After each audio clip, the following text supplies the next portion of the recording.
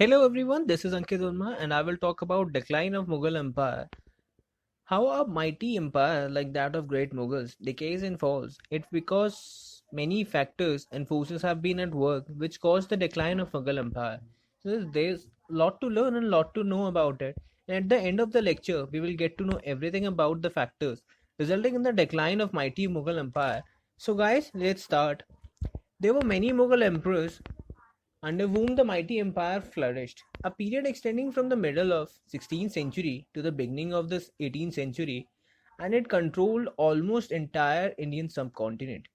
Babur, born in 1483 and faced a harsh reality and spent much of his youth fixated on trying to capture and hold Samarkand, the former capital of the Timurid Empire. By the time of his death in 1530, he controlled from Indus to Bengal in the north. Babur's son Humayun ruled from 1530 to 1540 and lost control of his empire after a rebellion led by the Afghan soldiers, and restored the empire after 15 years and was died in 1556. Humayun's son Akbar, remembered as the greatest of all Mughal emperors, he is credited with developing the administrative structures. He was thoughtful, an open-minded leader, and encouraged inter-religious dialogue. Jahangir, son of Akbar, was also eager to take power that he stacked a brief revolt in the empire. Many events occurred which shows Jahangir was eager for the throne, and these events disturbed Akbar and he declared him his successor. The empire was stable and wealthy at his time. Shahjahan, like his father Jahangir, he was also inherited an empire that was relatively stable and prosperous, and Taj Mahal was also built after his third wife Mumtaz Mahal. Aurangzeb, he inherited a large empire as he adopted the policy of extending it further to the farthest geographical limits, and the beginnings of the decline of Mughal Empire are to be traced in his strong rule. Now let's understand the causes of the decline of Mughal Empire.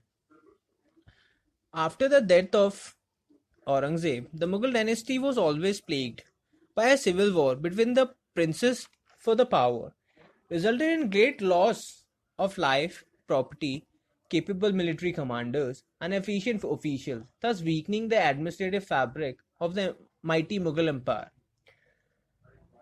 Religious policies. Aurangzeb's religious orthodoxy and his policy towards the Hindu rulers damaged the stability of the empire, while in the days of Akbar, Jahangir, and Shahjahan, there was a policy of non interference with the religious beliefs and customs of the people.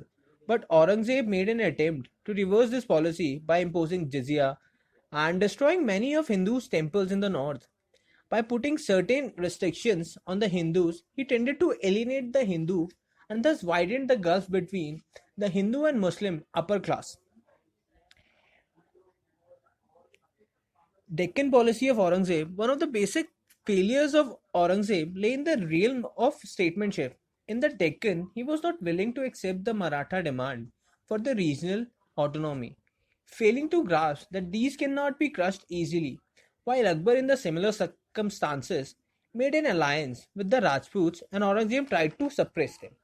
His futile but arduous campaign against the Marathas extended over many years, and it drained the resources of the empire and also ruined trade and industry of the Deccan.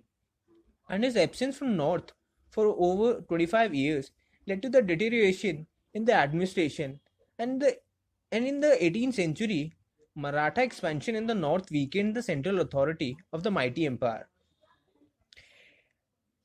Aurangzeb Rajput policy, alliance with the Rajputs Rajas with the consequent military support, was one of the main pillars of the Mughal strength. But Aurangzeb short-sighted attempt to reduce the strength of Rajput Rajas and to re-extend imperial sway over their lands and wars with the Rajput Rajas further weakened the empire and encouraged the separation, which led to the withdrawal of Rajputs loyalty from Mughal throne. And the Maratha revival. In the 18th century, the Marathas grew into the strongest power in the northern India and took up the role of defenders against the foreign invaders. The growth of Marathas further accelerated the disintegration of the mighty Mughal Empire. The weak nobles and the party factions. Nobles was the backbone of the empire. Many of the local chiefs and officials utilized the conditions of uncertainty and political chaos at the center to consolidate their own position. In order to increase their power, prestige, and income, the nobles formed groups and factions against each other and even against the king. They shattered the unity of the empire by carving out their own private principalities and made it an easy prey to the foreign conquerors.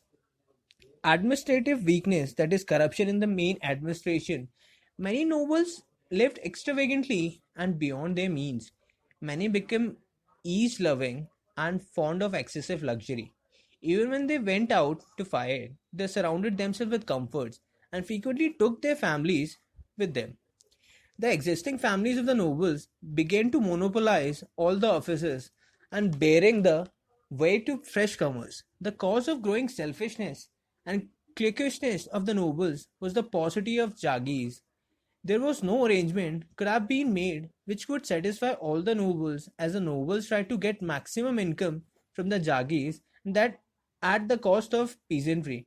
They reduced the expenditure invariably by not maintaining full quota of troops, that weakened the Mughal army too. The land revenue went on increasing from Akbar's time, but nobles tried to extract as much as possible in the shorter period from a Jagir. Peasants' discontent increased and came to the surface at this time.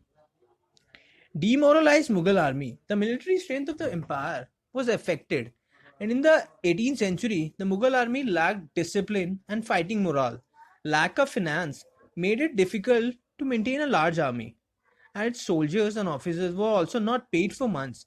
The commanders did not maintain their full quota of military contingents because of their own financial troubles. The civil wars resulted in the death of many brilliant commanders and brave and experienced soldiers. Mughal army was so weakened that it could no longer curb the ambitious chiefs and nobles or defend the empire from the foreign aggressions. Persian's invasions, the final blow to the Mughal Empire, was given by a series of foreign invasions. Attacks by the Nadir Shah and Ahmad Shah Abdali drained the wealth, ruined the trade and industry in the north, and almost destroyed the military power of the empire. Arrival of British. Finally, the emergence of British challenge took away the last hope of the revival of the crisis-ridden empire, the mighty Mughal Empire. Now, neither of the Indian powers rose to claim the heritage of the great Mughals, but not strong enough to create a new social order which could not stand up the new enemy from the west. Europeans, on the other hand, knocking the gates of India, had benefit of coming from societies which had evolved a superior economic system and were more advanced in the science and technology. So, guys, this is the video lecture. This is the end of the lecture. Hope you guys learned a lot from this. Hope you guys learned that how the mighty Mughal Empire can decline was declined. So,